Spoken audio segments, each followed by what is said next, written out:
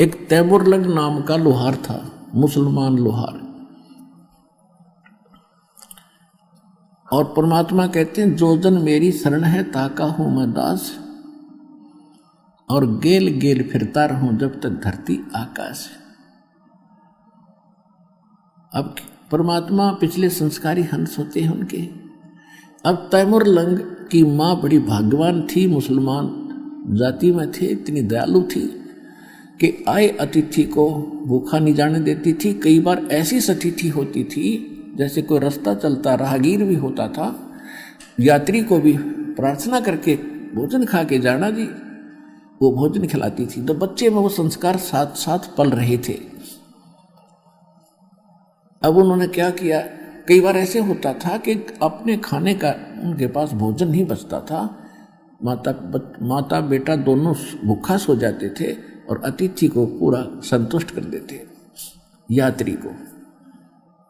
तो एक दिन परमात्मा वो क्या करता था, इतना निर्धन था तैमुरलंग कि अन्य साहूकार लोगों की, धनी लोगों की भेड़ बकरियां चराया करता था, उससे उनको उस कनक मिलती थी मेहनताना।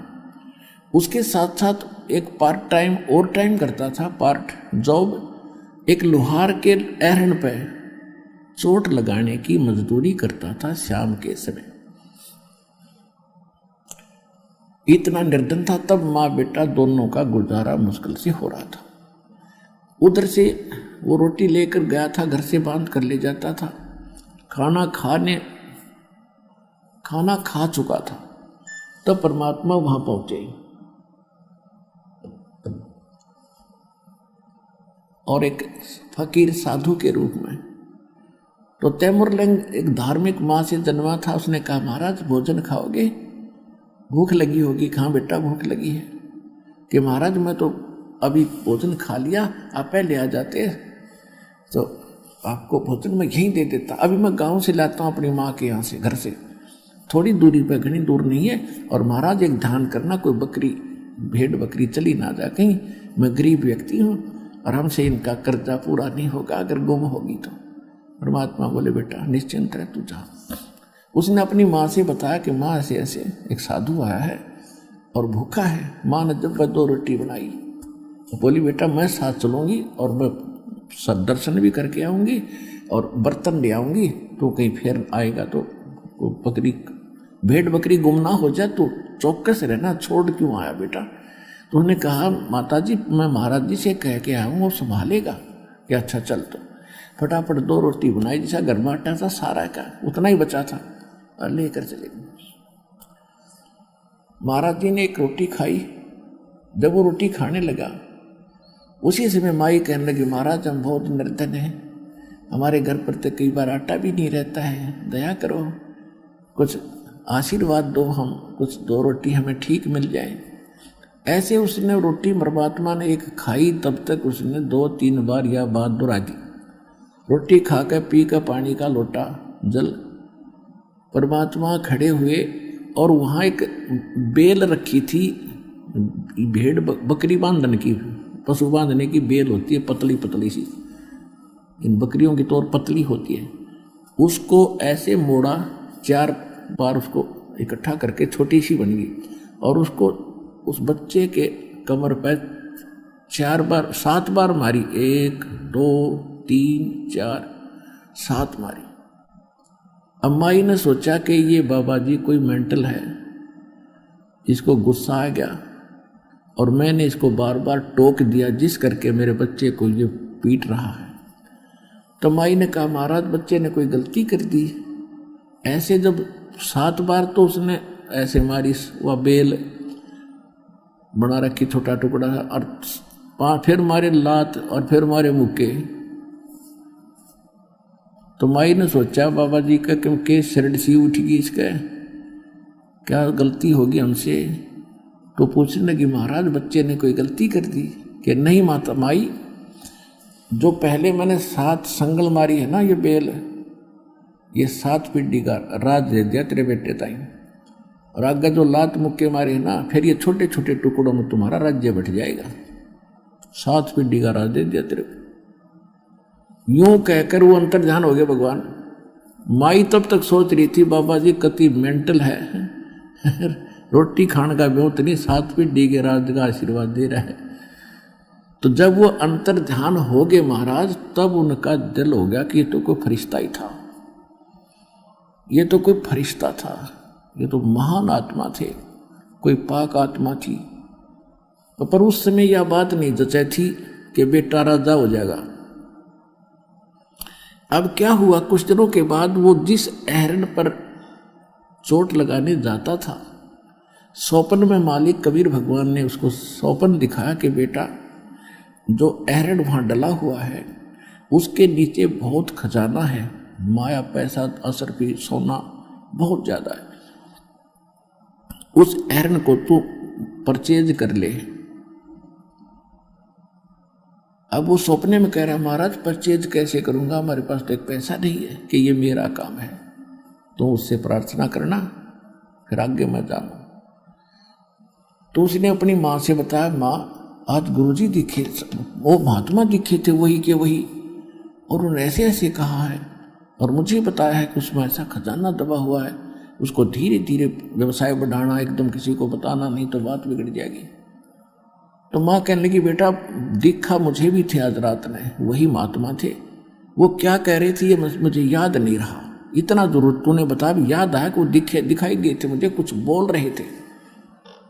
तो उसने बताया माता जी ऐसे ऐसे कहा कि बेटा है तो असंभव, फिर भी प्रार्थना करके देख ले, जो बोला है। तो अगले दिन शाम, उसी दिन शाम ने उसने उस अहरण पर, उधर से परमात्मा कहते हैं जब करे करावा साई अमन में लहर उठा, अर्थात दो सद्दर जीव के आप बगल हो जा, उधर से अहरण वाले के मन में यह प्रेरणा कर दी कि ये स्थान मेरे लिए थोड़ा है और बाहर मेरा अपना प्लाट है, इसको कोई मोल ले ले, चाहे उधार ले ले, साल भर के लिए मैं उधार भी दे दूंगा और मैं वहां अपना आयरन लगा लूंगा, वो अच्छा ठीक व्यवस्था कर लूंगा।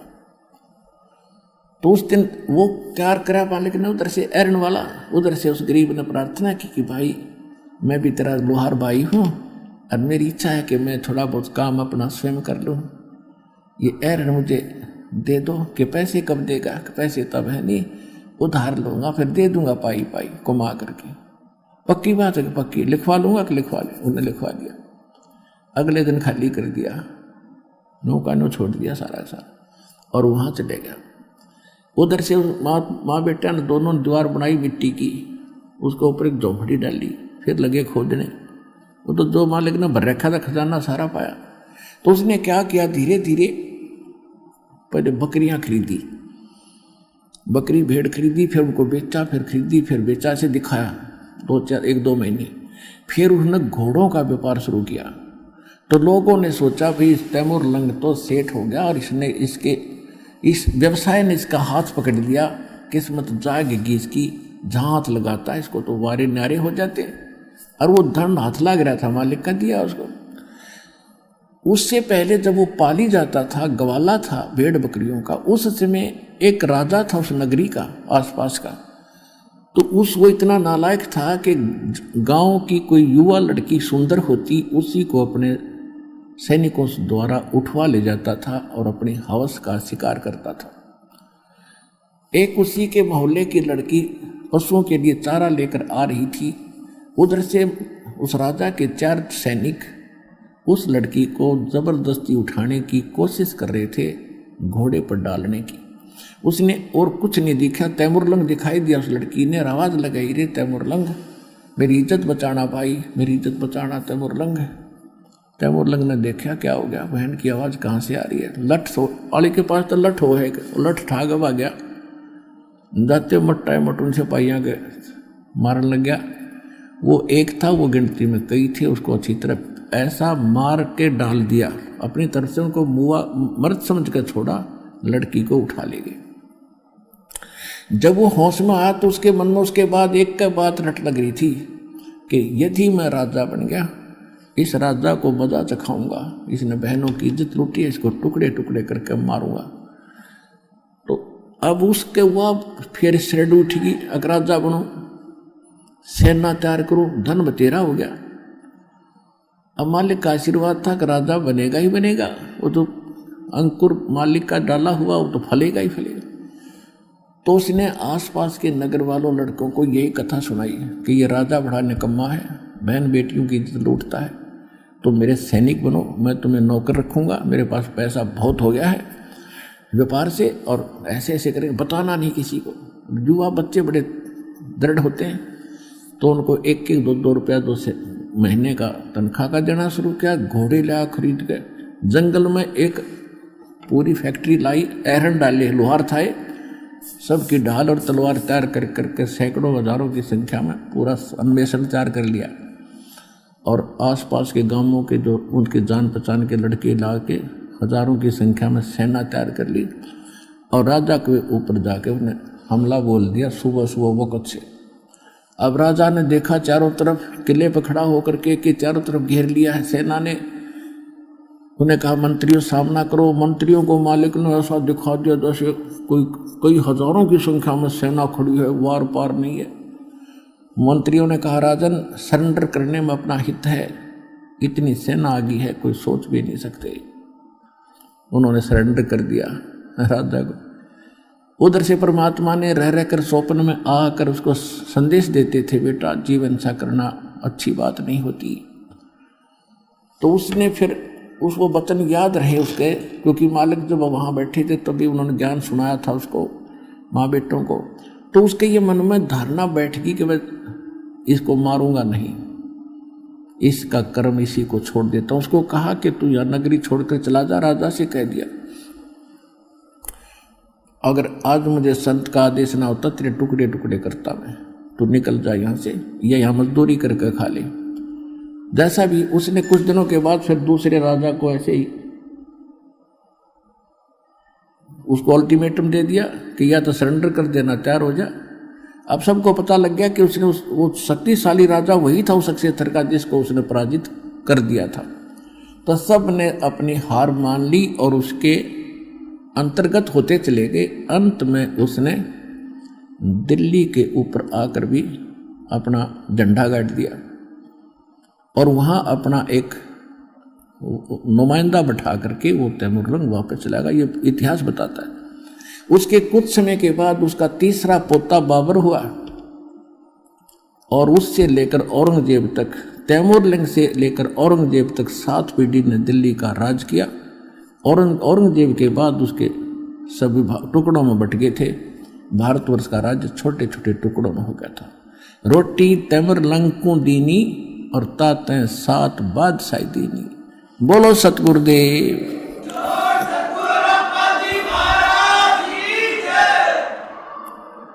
तो एक रोटी खाकर समर्थ ने 7 पीढ़ी का राज दे दिया। कृष्ण जी ने एक झोपड़ी बनवा दी उसकी, उस सब भगवान मान लिया समर्थ। और तैमूरलंग को फिर मालिक ने फिर संभाला जब उसने बकवाद याद दिलाई, मूर्ख जो मनुष्य जीवन ऐसे खोने का नहीं है। तब उसने अपने पोते को दे दिया राज, लड़का ठीक नहीं था उसका। और उसके बाद फिर भक्ति करी, उसको नाम दिया, भक्ति कराई और उसको पार किया। समर्थ का शरणाग हो रंग होरी हो, कदे न हो ए काज राम रंग होरी हो। तो इस समर्थ के शरण में आने से मोक्ष भी मिला और राज कहते हैं जैतन राजपाट भी चाहिए, हमरा धर ले ध्यान। लेकिन ये राज और पाठ अच्छी चीज नहीं है, ये भी ज्ञान से हमें पता लग गया।